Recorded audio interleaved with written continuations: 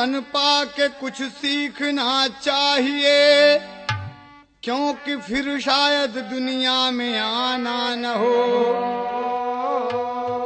एक दिन मौत आएगी, मर जाओगे, इसमें कोई भी शक और बहाना न हो। जग में 64 कला भाई मशहूर है, सीख लो कुछ कला भारी भंडार है। बोलने की कला जिसको मिल जाती है, जीवन नैया का बेड़ा लगे पार है।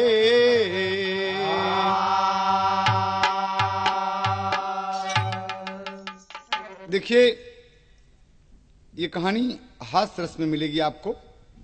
भाव मिला, बोलने की कला जिसको मिल जाती है, जीवन नैया का बेड़ा लगे पार है। इसलिए 64 कलाओं में एक कला बोलना भी है। आदमी कहा था ना कि मूर्खन के गांव में लबार भूखा नहीं मरत। ये देखें आप, दो दोस्त हैं एक गांव में और आपस में बैठकर एक जगह बातचीत कर रहे हैं। मैक्स कैसेट इंडस्ट्रीज दिल्ली से आप सुने, कितना सुंदर भाव है उन दोस्तों को। उन दोस्तों का कवि को कहना पड़ा 2 लाइन दोस्ती पर। तर्ज है, बहुत अच्छे मास्टर, बहुत अच्छे। दोस्तों दोस्ती बेहद अच्छी, दोस्तों दोस्ती बेहद अच्छी, लेकिन मुश्किल है इसका निभाना। दोस्तों दोस्ती बेहद अच्छी, लेकिन मुश्किल है इसका निभाना। दोस्तों दोस्ती बेहद अच्छी, लेकिन मुश्किल है इसका निभाना। दोस्तों दोस्ती बेहद अच्छी, लेकिन मुश्किल है इसका निभाना। दोस्तों दोस्ती बेहद अच्छी, लेकिन मुश्किल है इसका निभाना। दोस्तों दोस्ती बेहद अच्छी, लेकिन मुश्किल है इसका निभाना। दोस्तों दोस्ती बेहद अच्छी, लेकिन मुश्किल है इसका निभाना। लेकिन मुश्किल है इसका निभाना। ओ लेकिन मुश्किल है इसका निभाना। दोस्तों दोस्ती बेहद अच्छी, लेकिन मुश्किल है इसका निभाना। लेकिन मुश्किल है इसका निभाना। ओ लेकिन मुश्किल है इसका निभाना। दोस्ती गर करो तो समझ लो, दोस्ती गर करो तो समझ लो, दोस्ती में है सब कुछ लुटाना। दोस्ती गर करो तो समझ लो, दोस्ती में है सब कुछ लुटाना। दोस्ती गर करो तो समझ लो, दोस्ती में है सब कुछ लुटाना। दोस्ती गर करो तो समझ लो, दोस्ती में है सब कुछ लुटाना। ये दोस्ती का भाव रहा। लेकिन यहाँ कहना है, 2 दोस्त की सुनो कहानी, बैठे थे अपने घर में, अंतु बोला संतु से, चलते हैं किसी शहर में। अंतु बोला संतु से, चलते हैं किसी शहर में। अंतु बोला संतु से, चलते हैं किसी शहर में। अब हम सब हुए सयाने, अब हम सब हुए सयाने। अब हम सब हुए सयाने। एक पैसा नहीं मिलेगा, एक पैसा नहीं मिलेगा। एक पैसा नहीं मिलेगा। नौकरी करेंगे चमन खिलेगा। नौकरी करेंगे जमकर मेरा उजड़ा चमन खिलेगा। नौकरी करेंगे जमकर मेरा उजड़ा चमन खिलेगा। कहा भाई साहब चल के नौकरी करते हैं, एक पैसा घर वाले देते नहीं, बड़ी परेशानी है। बड़ा बड़ा दोस्त अंतु छोटे वाले से कहता है संतु से कि भाई नौकरी करेंगे कुछ मिलेगा, घर वाले भी इज्जत की निगाह से देखेंगे कि जैसी तुम्हारी मर्जी हो। अब हम ही ना बोलब तुहार मर्जी कहा था हमके बतावा। तो कहीं हमारा तो मन है नौकरी करी, कहीं लेकिन हमारे एक बात सुन लिया। कहीं बोला कहीं शहर चले के पहले एक काम है। कहीं बोला ना क्या कहा था? अंतु बोला सुनो मेरे भैया, पहले देखेंगे चल के जनाना। पहले देखेंगे चल के जनाना। हो पहले देखेंगे चल के जनाना। अंतु बोला सुनो भैया पहले देखेंगे चल के जनाना। हो पहले देखेंगे चल के जनाना। अंतु बोला सुनो मेरे भैया, पहले देखेंगे अपनी जनाना। जनाना पहले देखेंगे चल के जनाना। हो पहले देखेंगे चल के जनाना।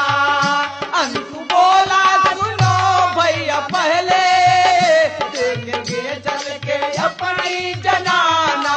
हो देखेंगे चल के अपनी जनाना।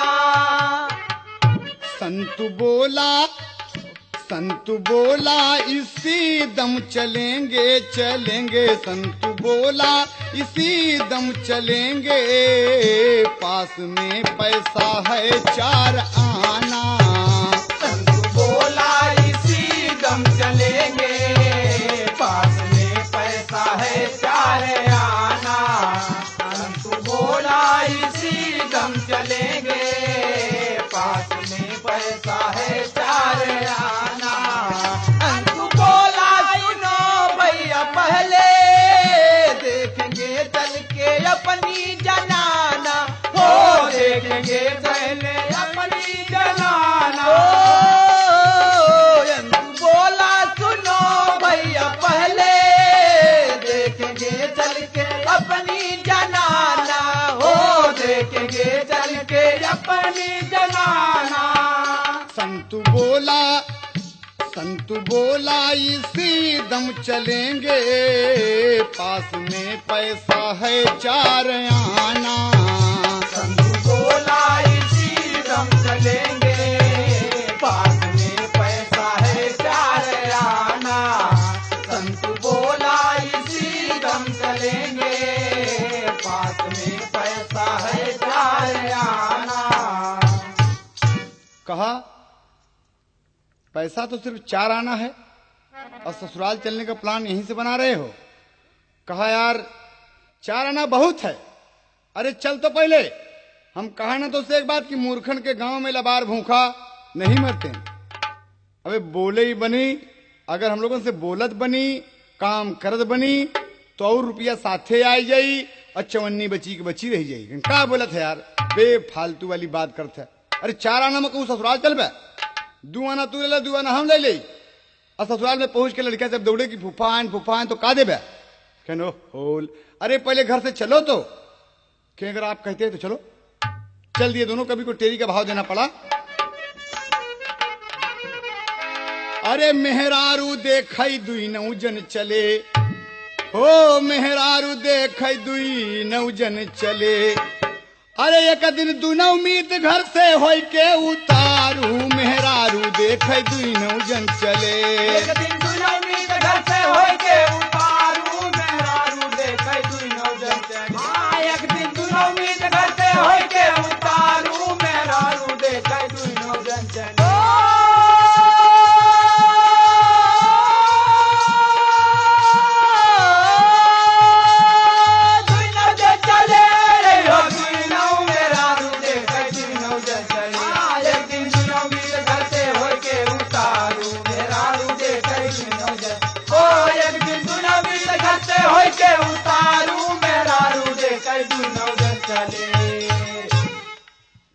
चले जब तो सोचते हैं कि भाई साहब कहें हाँ कहें कि जो कुछ गंदा कपड़ा बदन पे है यही है, तो हार प्लान ऑटोमेटिक बन जाता दत्ता है भला बन। अरे घरे चली नहाई धोई घरे वाले से पैसा मांगी तक ना पैसा मिलत तो गेहूं सेहूं चुरा के बेच ले बनिया की दुकानी पे कुछ पैसा तो मिल जा ससुरारी बदे। था बड़ा बीड़ी सिगरेट हाव भाव कुछ हो ही चाहिए ससुरारी में। अगर चल तो लोग कहीं की फलाने का दमाद आए और कंगाल का कंगाल पास में कुछ पैसा रहा तो हिम्मत रहा था कहीं की चला यार चला। और दोनों चले जाते हैं। कहना है चले कुलेल करत अपने मन दूनऊ जन ससुराल चले। भला दुइनऊ जन ससुराल चले, भला दुइनऊ जन ससुराल चले। चले खेलते खेल खिलौना गावत गीत मल्हार चले। भला गावत गीत मल्हार चले, भला गावत गीत मल्हार चले। चले गए कुछ दूर पे दूनों लूटत मौज बहार चले। भला लूटत मौज बहार चले, भला लूटत मौज बहार चले। चले घूमते फिरते हंसते, चले घूमते फिरते हंसते करते कुछ इजहार चले। चले घूमते फिरते हंसते चले कुछ इजहार चले। चले घूमते हंसते हंसते करते कुछ इजहार।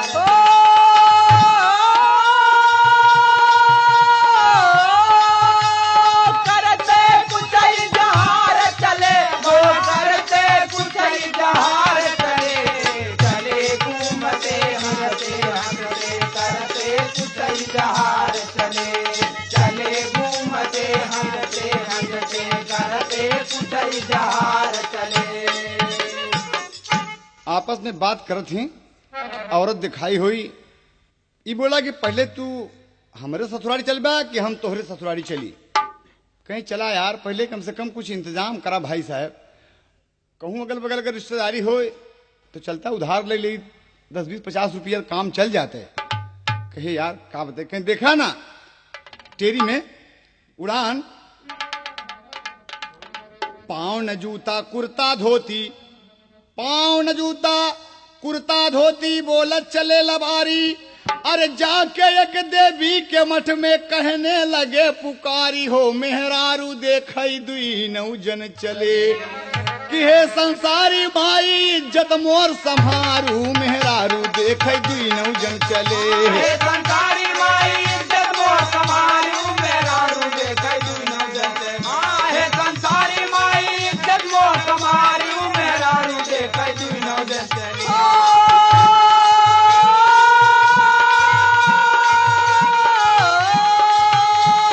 दुई नौ जन चले, हो दुई नौ मेहरारू देखई दुई नौ जन चले। हे संसारी माई इज्जत मोर संभालू मेहरारू देखई दुई नौ जन चले। ओ एक दिन की करते होय के उतारू मेहरारू देखई दुई नौ जन चले। अरे बाप रे मंदिर में पहुंच गए कि माँ तू बड़ी दयामयी है कृपामयी है माँ। हम लोग प्लान तो बने लिए और महारानी अगर हमारे लोग का मानता पूरा हो गया तो लौटानी तोहरे मंदिर में 1.25 किलो लड्डू चढ़ा देबे और प्रसाद बांटब। माता हमार सबे का कहती कि अम्बे जगदम्बे काली जय दुर्गे खप्पर वाली तेरा गुण गाये सब भारती हो मैया हम सब उतारे तेरी आरती। हम सब उतारे तेरी आरती हो मैया हम सब उतारे तेरी आरती। अम्बे जगदम्बे काली जय दुर्गे खप्पर वाली तेरा गुण गाए सब भारती हो मैया हम सब उतारे तेरी आरती। मैया हम सब उतारे तेरी आरती हो मैया हम सब उतारे तेरी आरती। बहुत मनाए और चल दिए वहां से। कहा भाई साहब बोला का हुई कहे सब ठीक है। तो संतू का कहा था कि भैया एक बात सुन लगे का, कहने मेरे पियासो लगत बा बड़ी जोर, प्यास लगत बा, कहीं कि सामने बाजार है, सामने बाजार है और चला। कहे ठीक है। 10 बज रहे हैं सुबह को और दोनों दोस्त आ रहे हैं मार्केट की तरफ, बाजार की तरफ आ रहे हैं। तो जौने बाजार में प्रवेश करा थी उसमें एक दुकान है मिट्ठू हलवाई के, और एकरे पहले एक घटना घट गई है उस गांव में। घटना ये है कि वहां गांव में रामलीला होता रहा, रामलीला हो रही थी और इत्तेफाक से कमेटी वालों से, घर वालों से कुछ झगड़ा हुआ। हनुमान जी बंबई चला गए,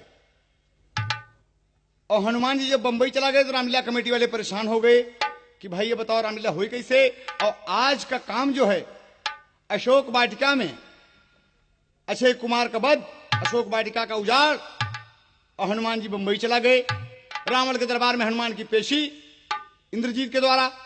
कहे तो कैसे हुई भैया बताओ ना। फिर बड़े बुजुर्ग इकट्ठा हुए, मैनेजर साहब, सचिव साहब, अध्यक्ष महोदय, कैशियर साहब, सब इकट्ठा हुए कि बतावा हनुमान का काम करी तो क्या करी, अब नहीं तो आज तो रामलीला गड़बड़ हो जाएगी। लोग कहेंगे कि वहां रामलीला अच्छी नहीं होती। कहें तो कैसे करिए। एक बुजुर्ग मिले, कहने बताई हम बात। कहे हाँ। कहे रामलीला बड़े आराम से हो जाई। कहे के करी पाठ। कहे मिट्ठू हलवाई के मुंह बनरे नसबा, और आवा चली सब क्यों मिल के कही कि मिट्ठू तो हनुमान जी का काम कही था। कहने कि बहुत अच्छा दादा, बहुत अच्छा। और गांव वाले सब प्लान बना के चलते हैं।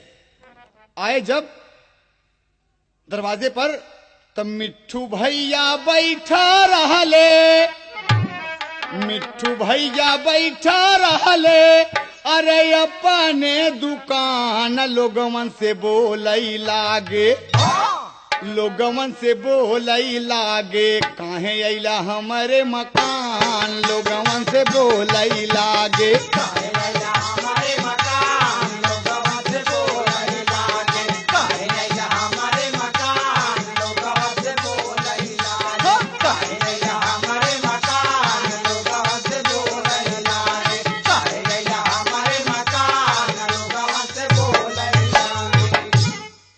कहा थी अध्यक्ष महोदय, बोलले तब अध्यक्ष महोदय, अरे सुना श्रीमान एक ठीक कमवा बताई, एक ठीक कमवा बताई, जियरा में बड़ा अरमान, एक ठीक कमवा बताई, जियरा में बड़ा अरमान, एक ठीक कमवा बताई, जियरा में बड़ा अरमान, एक ठीक कमवा बताई, जियरा में बड़ा अरमान, एक ठीक कमवा बताई, जियरा में बड़ा अरमान, एक ठीक कमवा बताई, जियरा में बड़ा अरमान। तो कहे कि बताओ भैया मिट्ठू सोचे कि गांव वाले इकट्ठा होते रामलीला वाले, हमका लगत है कि चंदा मंगी या तो ज्यादा पैसा मंगी। मिट्ठू कहन भैया ऐसा बात चौधरी, ए अध्यक्ष जी का है। कहन कि हमारे सार 5 बीघा जमीन लिहन और 25,000 रुपया करीब करीब उनका दे दी। नहीं परेशान है। कहना अरे यार तू तो पैसा पे आ गया, तो उससे पैसा मांगे नहीं आई यही, हम कुछ मदद मांगे आई यही। आप गांव का आदमी है और सयान है। कहें कि बोला। कहें मिट्ठू तोहार मुंह बनरे नसबा भाई साहब। कहें तो कहे का चाहते मिठुआ जरिए के रे बप्पा रे, का कहे चाहते। कहें सुना पहपट में, काऊ बताई आफत ऐसी भैया घर के झगड़ा से, काऊ बताई आफत ऐसी भैया घर के झगड़ा से, हनुमान जी चले गए बम्बैया घर की झगड़ा से, हनुमान जी चले गए बम्बैया घर के झगड़ा से, हनुमान जी चले गए बम्बैया घर के झगड़ा से, ओ हनुमान जी चले गए बम्बैया घर के झगड़ा से, हनुमान जी चले गए बम्बैया घर के झगड़ा से, हनुमान जी चले गए बम्बैया घर के झगड़ा से। काल सवेरे से हो गईले सबका चेहरा ढीला हो। भाई साहब घरे में झगड़ा भाई, हनुमान जी बंबई चला गए। मिट्ठू बड़े चक्कर में पड़े कि हनुमानो जी बंबई जा थी, इनहू नौकरी करत थी। तुलसीदास जी का ही लिखे हैं का रामचरितमानस में। कहन अरे यार मिट्ठू समझा नहीं तू, बात सुना। रामलीला में जो पाठ करते रहे उनके घर में हो गए झगड़ा आपस में, अब बस खुन्नस खा के चले गए बंबई। कहन ओ अब समझे। कहन तो कहें भाई साहब बस इज्जत के बदे तुम्हारे पास आई यही कहा थी, काल सवेरे से हो गई ले सबका चेहरा पीला हो, हनुमान बिन बंद हो चाहती बाट राम लीला हो। ओहो बात तो सही है। कहन भाई साहब मुख्य पाठ हनुमान जी का आई के बाद। कहन तो गांव कमनई मिट्ठू लगा सहैया घर के झगड़ा में, राम कराई की दूनी हो कमैया घर के झगड़ा में। राम कराई की दूनी हो कमैया घर के झगड़ा में, राम कराई की दूनी हो कमैया घर के झगड़ा, राम कराई की दूनी हो कमैया घर के झगड़ा, घर के झगड़ा में राम कराई की दूनी हो कमैया घर के झगड़ा में, राम कराई की दूनी हो कमैया घर के झगड़ा में। भाई साहब तो हर दुगनी कमाई हो मिट्ठू, इज्जत की बात आएगा संभाल लेना। तो मिट्ठू कहन की अरे यार कैसे बोला था। एक आदमी नौजवान खड़ा बा बोले ला का कहा था कि मिट्ठू बंदर जैसे मुंह तोहार बा बन जाता हनुमान हो, बंदर जैसे मुंह तोहार बा बन जाता हनुमान हो, अरे आज रामलीला में चल के राखा गांव का शान हो। भाई साहब इज्जत संभाल दा तो हर मुंह बंदर नसबा। मिठुआ जल गया इतना सुन के कि रे बप्पर एक तो हमसे कामों ले आए, दूसरे कहा था तोहार मुंह बंदर नसबा। मिठू कहे लगे कि भाई साहब सुना इस काम बनी ना, अरे तबले और जने के छुटल हंसैया घर के झगड़ा में, मिट्ठू बोला कैला लबर चटैया घर के झगड़ा में। मिट्ठू बोला कैला लबर चटैया घर के झगड़ा में, मिट्ठू बोला कैला लबर चटैया घर के झगड़ा में।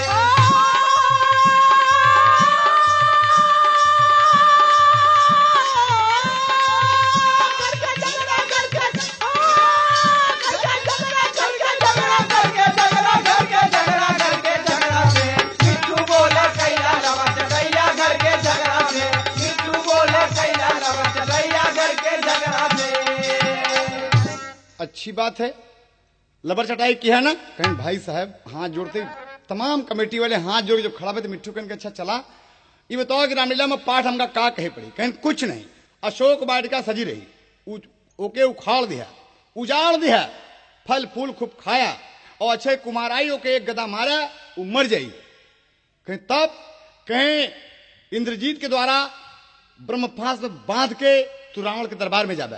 रावण जब तुझसे पूछी कि तुम कौन हो, तुम्हारा परिचय जब लेगा कि तुम कौन हो तो कह देना कि मैं बली हनुमान हूं, बोल देना कि मैं बली हनुमान हूं। कहन बस इतना कहन बस इतना तो का बोलेंगे बा और कुछ कहेंगे नहीं ना। पूरी रामलीला में सिर्फ इतनी बात होके बोलेगे बा कि मैं बली हनुमान हूं। कहन की काम करा, कहन कहा कहन की कितना पैसा मिली। कहें कि मिट्ठू अगर ये काम निभा दे तो 100 रुपया दे। अरे मिट्ठू खुश हो गए 100 रुपया कहा। कहन बोला वो तो नहीं फिर। कहन ठीक। रामलीला वाले चले गए। अब मिट्ठू यहाँ पर बैठ गए बड़े प्रेम से। अब दुकान पे बैठे हैं मिट्ठू और शुरू है रिहर्सल शुरू के मैं बली हनुमान हूं, मैं बली हनुमान हूं, मैं बली हनुमान हूं।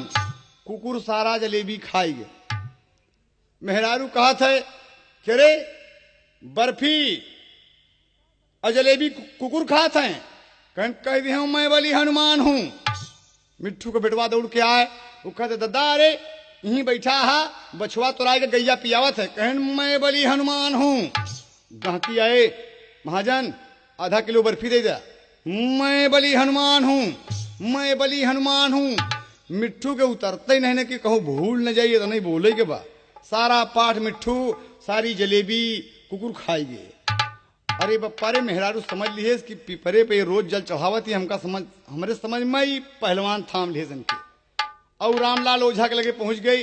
कहे हमारे महाजन के पहलवान थामे यहाँ।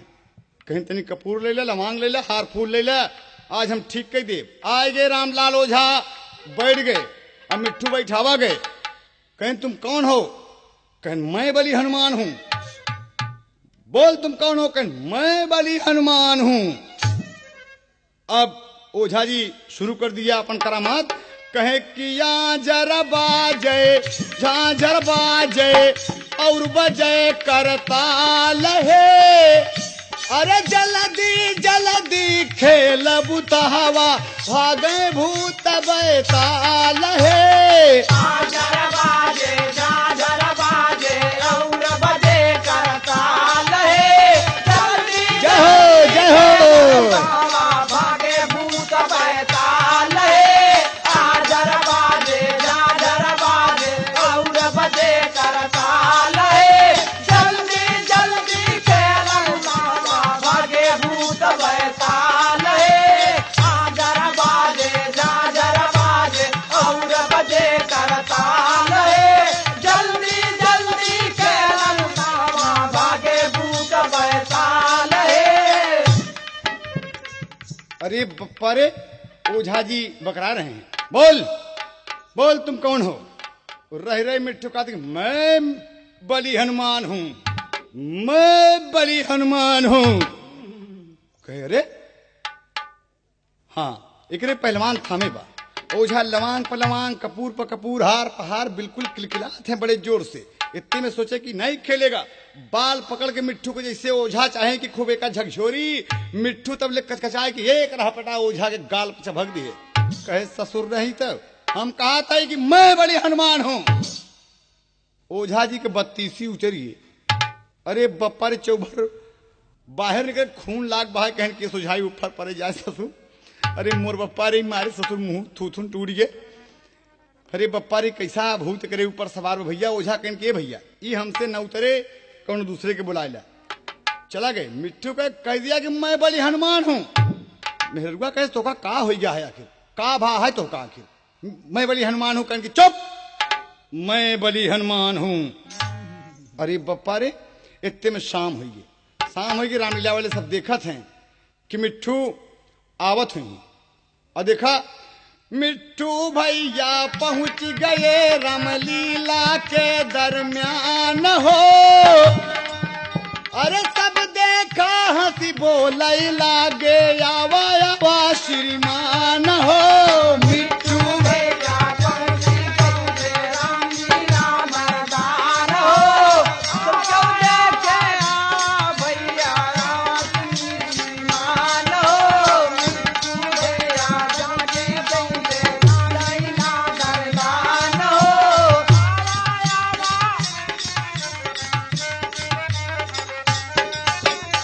आहा, अरे पहुंचे जब तो मिट्टू अपने मन में दूरिन से देखे एक मंदिर रहा तो का कहा थी। मिट्टू मन में करें विचार करें कुल देवतन के गुहार कि हे हो सीता माई इज्जत मोर संहारू। मेहरारू देखे दुई नौजन चले।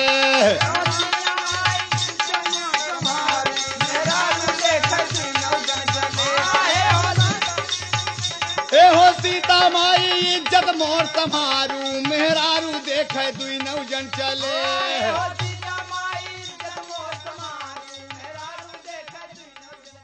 आवा आवा मिट्टू भैया आवा आवा। आए गए। मिट्टू के मुंह पोतागा मुर्दा संग से पोशाक पहनावा के लगी पूछ दिया गा गदा। और कहीं मिट्टू पाठ याद बना कह हाँ यार मैं बली हनुमान हूं। कहीं ठीक। इतने में रामलीला शुरू हो गई और मिट्टू बड़े प्रेम से मंच पे आए। अशोक वाटिका सजा एकदम। अशोक वाटिका सजी फल फूल खाते हैं, पेड़ उखाड़ देते हैं, तोड़ देते हैं, मरोड़ देते हैं। लेकिन देखें आप इतने में अक्षय कुमार आया और युद्ध हो गया। वो तो नकली धनुष बाण से हनुमान जी के मारे चाहत हैं। लेकिन मिट्टू के क्रोध आएगा और उठा के एक गदा ओरिजिनल चभक दी है। मेरे अक्षय कुमार के खोपड़ी फूट गई। भल भल भल भल खून गिरे लाग रही। बप्पा ओरिजिनल मार पर्दा गिरा दिए झट से। और अक्षय कुमार का खींच लिए कि भैया कहने का ससुर के लिए आया तो हार भला भैनी हनुमान बने ही मारे समाज खोपड़ी फोड़ रे मोर बप्पा रे। कहीं सारी सब कुछ जी रामलीला बिगाड़ा जी ने भाई काम बना बा। अब मिट्टू कूदत है यहीं पर मिट्ठू कूद रहे हैं और इतने में खबर गई रावण के पास, तो इंद्रजीत आया। अब बांध के मिट्ठू के ले गया रावण के दरबार में, पेश किया। मिट्ठू बैठे हैं वहां, टहल रहे हैं वहां। इतने में रावण आता है, लप लप लप लप कपड़ा पहिरे, 10 मूड़े के लिए खड़ग मुगदर कटार धनुष बाण लेके जब दशानन पहुंचा, अब कहता है कि देखे मिट्ठू, तो मिट्ठू दिखते ही रह गए। और इतने में रावण गरज कर बोला, बोल तुम कौन हो? कहीं मिट्ठू हलवाई। अरे मोर बापा रे मिट्ठू हलवाई। कहीं तुम कौन हो? कहीं राम दुलार के बेटवा मिट्ठू हलवाई साहेब, हमका महाराजीन साहेब। कहीं बोल, कहीं हुई चौराहे पे दुकान में साहेब, हम मिट्ठू हलवाई यही साहेब। अरे मोर बापा रे पूरा रामलीला प्राउंटिंग देवा लगा था। अरे कहते कि मैं बड़ी हनुमान हूं। कैसे कह दे यार, बड़ा बहन कैसे कही कि हम हनुमान है, हम मारा जाई, हम मिट्टू हलवाई है भैया, हम मिट्टू हलवाई है साहब। अरे बप्पा रे सारी रामलीला चौपट कर दिया मिठुआ बोल के। और इतने में आयन मिट्ठू नीचे अपन चेहरा ओहरा उतारे, पूछ मूछ फेंके, कहीं 10 रुपया, कहीं मेरे ससुर खींच के भाई 100 रुपया ले बैठू कहीं का भा, कहीं तो कहूंगा कह रहे कि अपन वल्दियत बताया जाए, कि अपन नाम बताया, खानदान गिनाया, पार दे रहे कि मैं बड़ी हनुमान हूं। कहीं नहीं कहे का हम, उनकी तक कहा था मिट्ठू हलवाई राम दुलार का बेटवा ही चौराहे पे दुकान पर भाग। बदतमीज नहीं तो मिठुआ कुछ न पाए।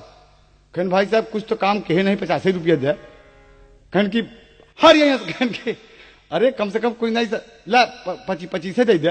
कहन अब हटिन जाए तो मिठुआ यहाँ से हट, यहाँ से मिठुआ एक पैसा न पाए आए गए। और दोनों दोस्त यहाँ तरफ आए जब मार्केट में अंतु संतु, तो मिट्ठू की दुकान पे पहुंचे। मिट्ठू तो नहीं है, उनका बेटवा बैठा बा, पैसा गिनत बा, 20 का नोट अपने जेबा में धैली है।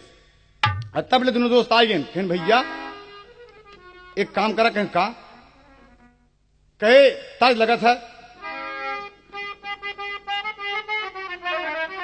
अरे दोनों दोस्त तब बोला ही लागे, दोनों दोस्त तब बोला ही लागे, का भाव दिया बतासा पियासा हौवे पियादा पनिया हो पियासा।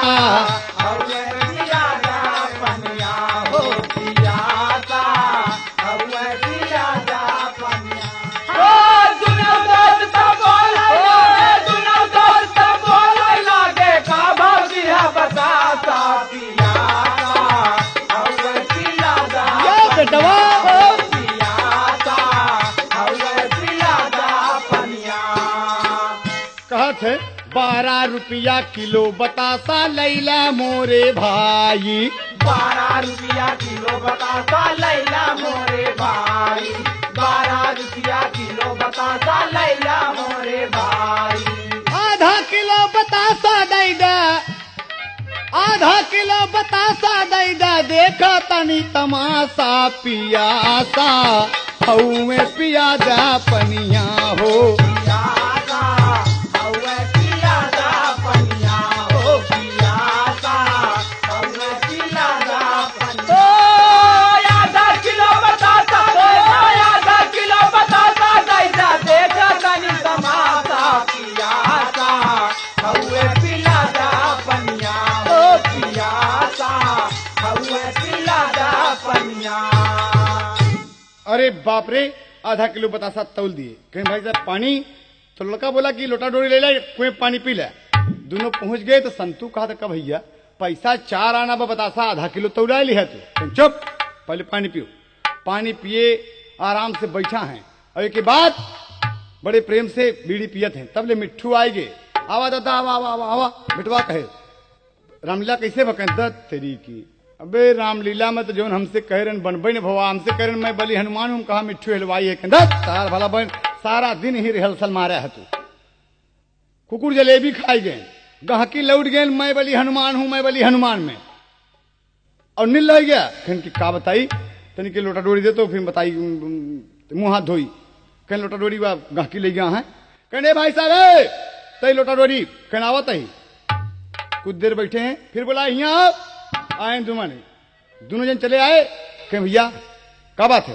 कहन की ओ लोटा डोरी मुर्दा और बतासा का दाम। कहन कैसे बतासा का दाम, वाह वाह वाह, बेवकूफ बनवा का भाई साहब। तोहका 20 रुपया दीन ही, कहे 12 रुपया किलो बतासा। 20 का नोट तोहका दीन ही, आधा किलो बतासा लिहे ही, 14 रुपया लौटावा भरमंसी चाहत। अरे बप्पा रे, कहन की कबे पैसा दिए कहना दादा, गंगा कसम कहा थी, भगवान कसम तो हर माज पैसा एको पैसा नहीं दिए हैं। कन के जेब में देखा 20 का नोट। अब 20 का नोट अलग ही मिट्ठू को बेटवा चुरा के जेब में धरे बा और देख लिए ना, हम पहले से उन्होंने बता दिए। कहन के हाँ 20 का नोट कहाँ पाए बे? कहन बाबू ये हम बहुत पहले रखे रहे। कहन बाबू तोहार कसम कहा था, गंगा कसम कहा था कि पैसा नहीं दिए हैं। होगी झंझट, कहन निकाल पैसा, निकाल पैसा। चूतिया बनाता हमें लड़का का, बेवकूफ बनाता। इतने में टोला मोहल्ला के लोग जुट गए, होने लगी झगड़ा दोनों में। और रामलीला वाले कुछ आए गए, सारी बात जब सुने के नहीं हुआ, ऐसे ससुर तो रामलीला खराब की है वहां दिन। और ऐसे आए कि आज उनका फंसाया, दे 14 रुपया। अरे बप्पा रे, रामलीला वाली गलती होकर रुपया ले गए, दहेज निकाल के 14 रुपया बड़े प्रेम से दोनों ले लिए और चल दिए। का कहा थी 14 रुपया लिए, आधा किलो बतासा, लोटा डोरी घिलवा में, और चले जाके कुछ दूर जब पहुंचे तो बड़का छुटके से का कहा था, भाई साहब कहें का, कहें कि पान के दुकनिया मिलते, पान के दुकनिया मिलते, अरे खाइत जी भर पान, भैया तू बतिया माना, भैया तू बतिया माना, तबले मिली गे दुकान, भैया तू बतिया माना, तबले मिली गे दुकान, भैया तू बतिया माना, तबले मिली गे दुकान, भैया तू बतिया माना, तबले मिली गे दुकान, भैया तू बतिया माना, तबले मिली गे दुकान, भैया तू बतिया माना। भाई साहब पान कैसे दिया? दुकानदार तब बोले लगा रे, सुन ला श्रीमान, रुपया का एक जोड़ा बा, रुपया का एक जोड़ा बा, खाई ले मघैया पान, रुपया का एक जोड़ा बा, खाई ले मघैया पान, रुपया का एक जोड़ा, खाई ले मघैया पान, रुपया का एक जोड़ा, खाई ले मघैया पान, रुपया का एक जोड़ा, खाई ले मघैया पान, रुपया का एक जोड़ा। कहीं भाई साहब पैसा हमारे पास चारे आना बा, चारे आना का पान लगाते कहें, हे शौकीन, अरे बड़ा शौकीन हुआ तो केहू पान खाए हो जाए, कभी के मुंह में रगड़ला मुंह लाल हो जाए बे। अरे इतना सुनते दोनों गुस्सा लग गए कि मान ला पान न दे ठीक है, लेकिन कहे कैसे? वह गोमती पकड़ कालर पकड़ खींच लिए और उठा के दही मारे, लागे हुई बरई के मुंह में रगड़े, लागे रगड़े तेरी ऐसी तैसी में कैसे बोले थे। अब उचार जाए बिल्कुल होठ होठ कह के, अब तो हो रन सिरे बुताब हम चौराहे वाले तमाम इकट्ठे, कहा भैया पूछा ऐसे पान वाले से, ये कह रहा है कि पान के खाए हुए मुंह में रगड़ ले, तो हम कहां जाए रगड़े बरे, यही के रगड़े। सारा चौराहा कह कि ठीक है, बिल्कुल ठीक है, लगा बे लगा पान दे दूधी बीड़ा। दोनों दूधी बीड़ा पान खाए बड़े प्रेम से, हंसत की निकल दिए। कहन भैया दे काम कह रहे ना कि मूर्खन के गांव में लबार भूखा नहीं मरते, बोलत बने तो आदमी कायल न हो। देखा काम बन गया ना, बतासा लिए, लोटा डोरी लिए, और एक काम बाकी बा। कहन का, कहन की गोड़े में अगर जूता हो जात संतु तो मजा आ जा। कहन आगे बाजार बा, आगे पहुंचे, एक मोची की दुकान मिली, जूता सियत रहा है बैठ के, अगल बगल 40-45 वाले बैठा रहा है, दोनों दोस्त पहुंचे हुआ पर। अब कहे कि ए भैया मोची, कहे हाँ, स्वर्गीय भुल्लूर दादा के ओरिजिनल तर्ज, का भाव दे ब्या भाई जूतवा, और बढ़ के मास्टर, अरे का भाव दे ब्या भाई जूतवा, और बढ़ला,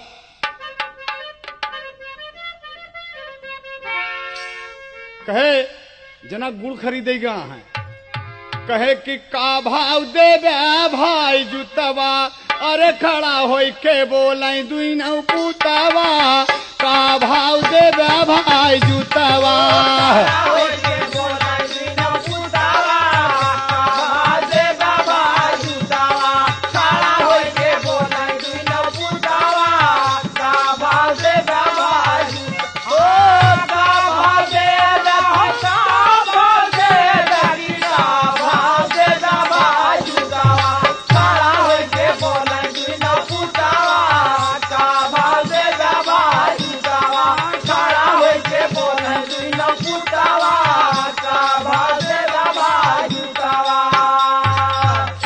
मोची कहा था भैया बतिया करबे थोड़ी, अरे जूता 20 रुपया जोड़ी हो कि का भाव देवे भाई जूतवा। कहे ये माला गलबा कच्चा सूतवा, का भाव देवे भाई जूतवा।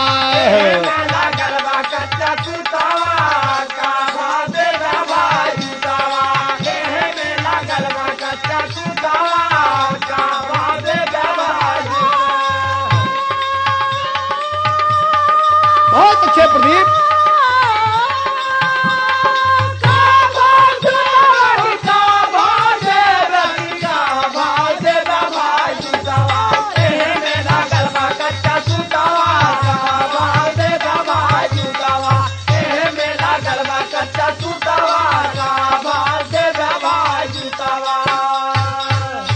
बस कहीं 20 रुपया जोड़ी के हाँ उद्दू जूता उठाए सन तू देखा था कहीं जूता तो अच्छा बना लेता यार तू। हाँ हाँ ठीक है, लेकिन मैं कच्चा कच्चा कहन भैया कच्चा सूत लगा बा, अब का करी पक्का सूत कहाँ पाई, जो कुछ लगा है यही है।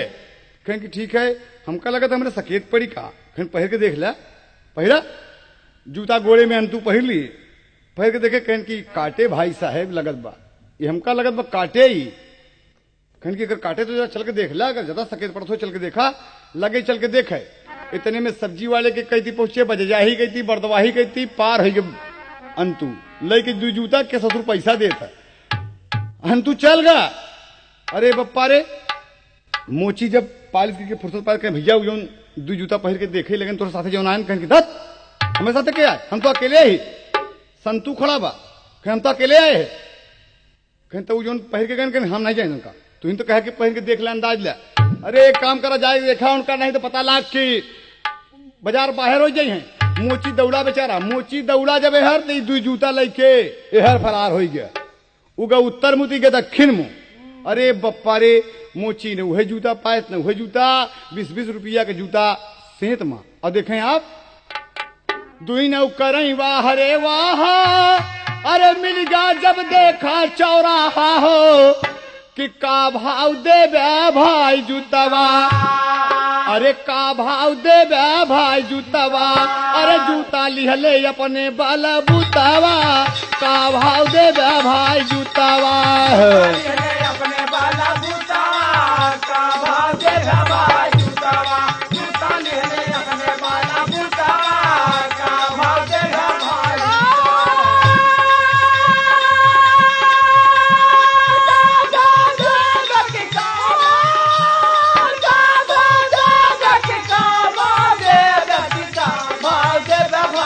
बहुत अच्छे मुन्ना।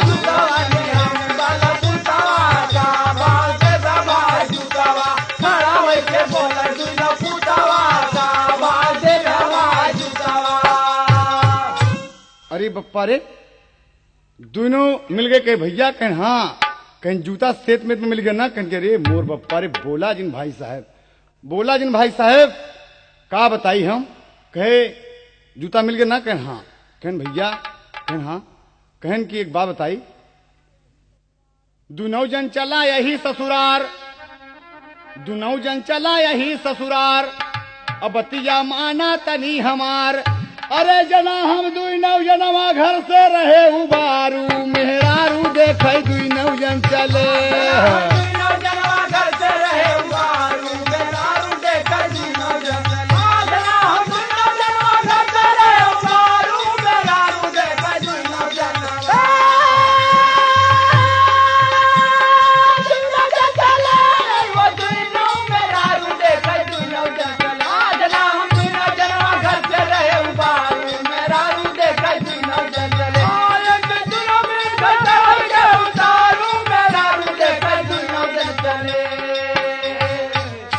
अच्छा लहान बैठा भाई साहब, सारी चीज सेत मेत में, लोटा डोरी बतासा पान ऊपर से, और देख ले 20-20 रुपया का जूता ऊपर से मिला बा।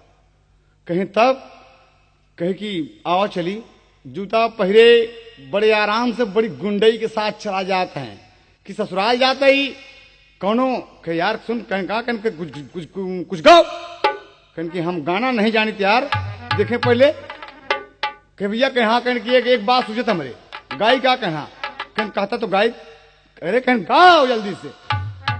शुरू कर दिया चौताल।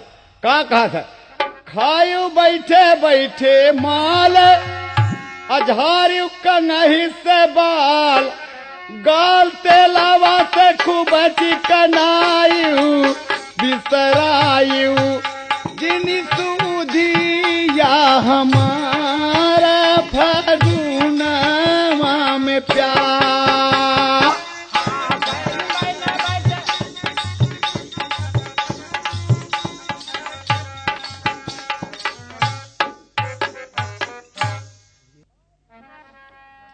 खायो बैठे बैठे माल, झारू कन्हई से बाल, गाल तेलावा से खूब चिकनायु, बिसरायु जिनी सूधिया हमारा फागुनवा में प्यारी।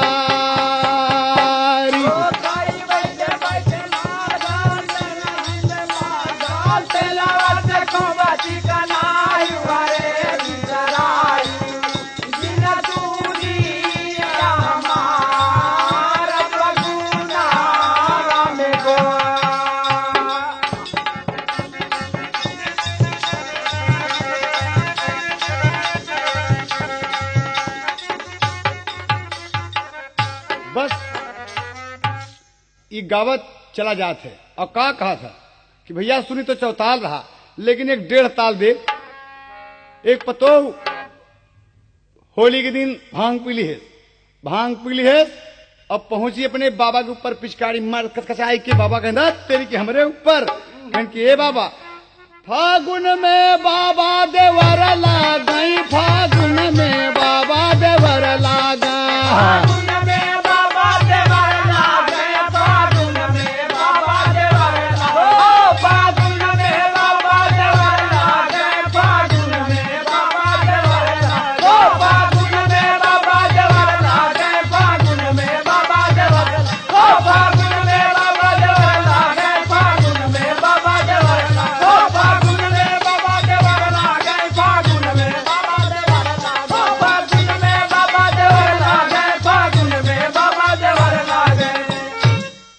अरे बप्पा रे तो क्या कहा थी भैया, कहन का कहीं मार्केट सामने बाया, कहन तब कहन एक काम हिमा होत भाई साहब, जूता ससुर काट ले बा, जूता काटत बा, ई चमड़ा के जूता, कहन कि हाँ अब समझ में आए, कहन कि हिमा एक काम का कमी बा, कहन बोला, कहन एक चीज अगर मिल जाए तो कहन बोला ना, कहे कि रेणी का तेल, कहे रेणी का तेल, कहन हाँ अगर मिल जाते तो बहुत अच्छा हो जाता, कहन आगे दुकान बा। चला दोनों दोस्त दुकान पर जब पहुंच गए और देखें तो एक दुकान पर रेणी के तेल रखा, दूसरी दुकान पर रेणी के तेल रखा, और काट काट के ड्राम में और भरा रेणी के तेल, और दोनों दोस्त दो दुकानी पे खड़ा हो गए। अब का कहा थी देखें आप, ताज लगा था पचरा में गाजीपुर के,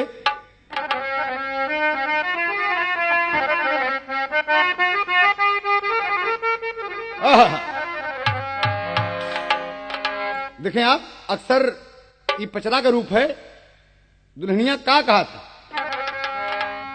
कसैया मोर विदेशवा गईले, सैया मोर विदेशवा गईले, अब बोले लागे बतिया आई हो भूली भूली ना, आई हो भूली भूली ना, सैया भेजे नाही पतिया आई हो भूली भूली ना, सैया भेजले नाही पतिया आई हो भूली भूली ना, सैया भेजले नाही पतिया आई हो भूली भूली, ओ आई हो भूली भूली ना, हो आई हो भूली भूली ना, सैया भेजले नाही पतिया आई हो भूली भूली ना, सैया भेजले नाही पतिया आई हो भूली भूली ना। संतू निहारे लागल, अरे दिखे जब दुकनिया तब मन मनिया भैलीना, तब मन मनिया भैलीना। दूनऊ बोले हंस हंस बनिया तब मन मनिया भैलीना।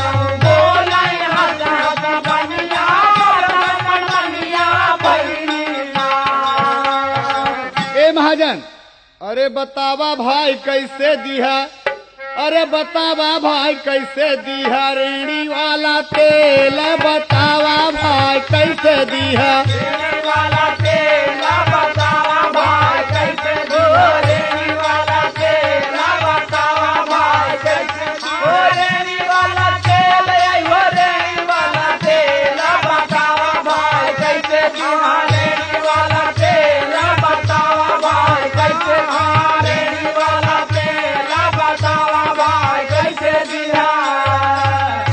बोला का भावा, कहें 17 रुपया किलो बाटे माना मोर कहानावा, 17 रुपया किलो बाटे माना मोर कहानावा, 17 रुपया किलो बाटे माना मोर कहानावा।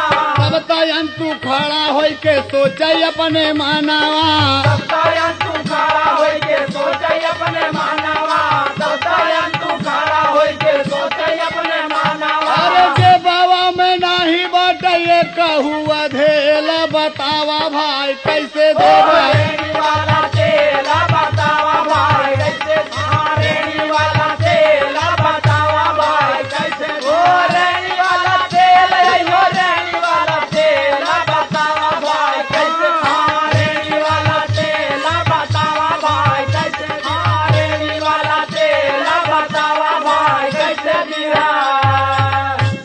बोला भैया के 17 रुपया किलो। और संतू एक ही दुकान पर पूछा था कि कैसे दिया महाजन तेल, आपका तेल का बा, दोनों दो दुकान पे खड़े हैं। देखा ऐसा बेवकूफ बनाने का तरीका कि बड़का खड़ा है, पूछा तो 17 रुपया किलो रेणी के तेल, और वो जब खड़ा है कहे का भाव देवा भैया, तेल का भाव है, कहे 18 रुपया किलो। कहना 18 रुपया किलो, कहना कहन ये तनी बढ़ी बा तोहरे तेले कै महंगाई, ये तानी बाड़ी बा तोरे तेले कै महंगाई, ये तानी बाड़ी बा तोरे तेले कै महंगाई। केहू हो गरीब कैसे ले मोरे भाई, केहू हो गरीब कैसे ले मोरे भाई, केहू हो गरीब कैसे ले मोरे भाई। अरे ऐसा बीच, अरे ऐसी बात बोला जौने पैदा हो वही मेल हो, कतावा कैसे देगा भाई। रेड़ी वाला तेल, बतावा भाई कैसे दिया रेड़ी वाला तेल, बतावा भाई कैसे दिया रेड़ी वाला तेल, रेड़ी वाला तेल, वो रेड़ी वाला तेल, बतावा भाई कैसे दिया रेड़ी वाला तेल, बतावा भाई कैसे दिया रेड़ी वाला तेल, बतावा भाई कैसे दिया। 18 रुपया किलो, तो कहा था 18 रुपया किलो, हाँ कन महंगा तोहर तेल, इतने मन तू कहता है बे ये 17 रुपया किलो देता, कहीं नहीं आवा ये 18 रुपया किलो बा, कहीं नहीं 1 रुपया सस्ता बा, यही आवे कहना तो से कहता है कि यही चला आओ, आज हमारी बात मान ले, यही आ जा।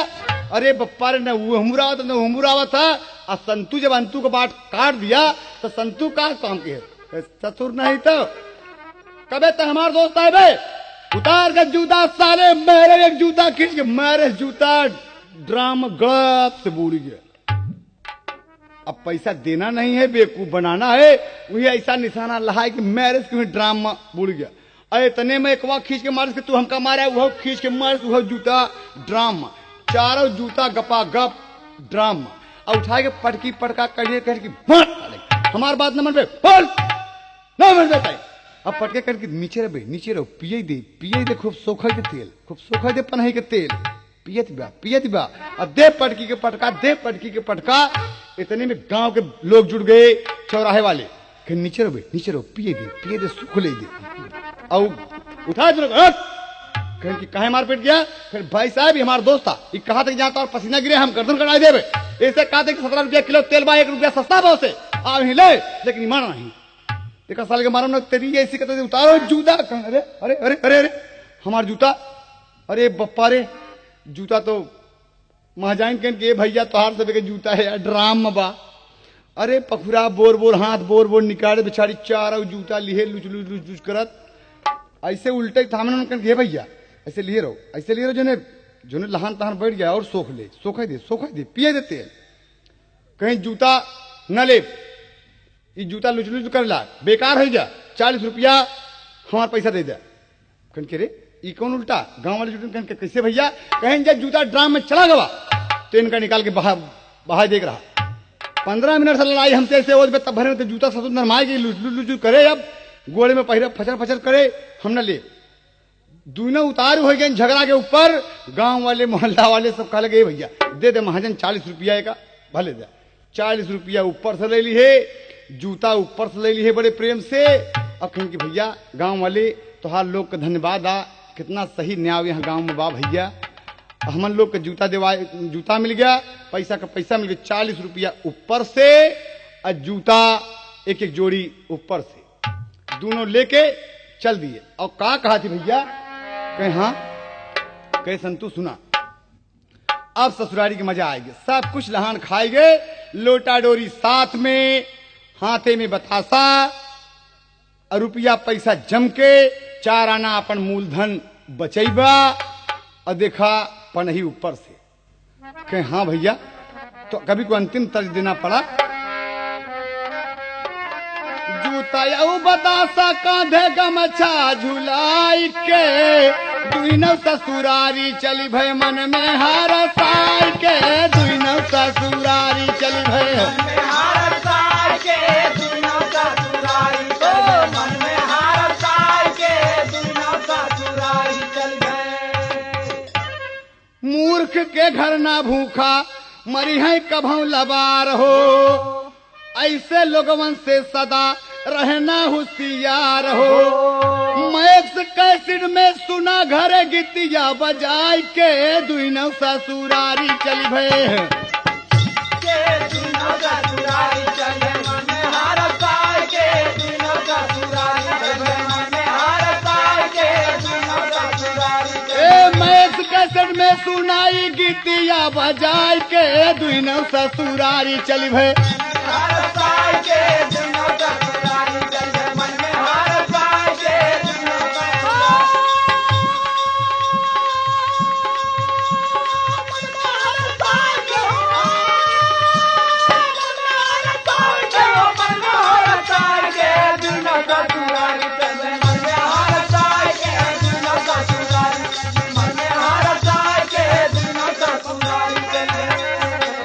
खुशी खुशी अंतु दोनों भाई दोनों दोस्ती निभाए और ससुराल पहुंच गए। तो चर्चा बढ़ी जात संसार, 4 आना पैसा बच गया, दोस्त खर्चा नहीं किए, सारा सामान उनके पास हो गया ससुरारी वाला। तो कवि का कहना है कि चर्चा बढ़ी जात संसार, कहे कभी आधा राम आधार हो, मेहरारू देखे दुइनौ जन चले, अरे बेटवा है दरली तय कभौ पिए जिन दारू, मेहरारू देखे दुइनौ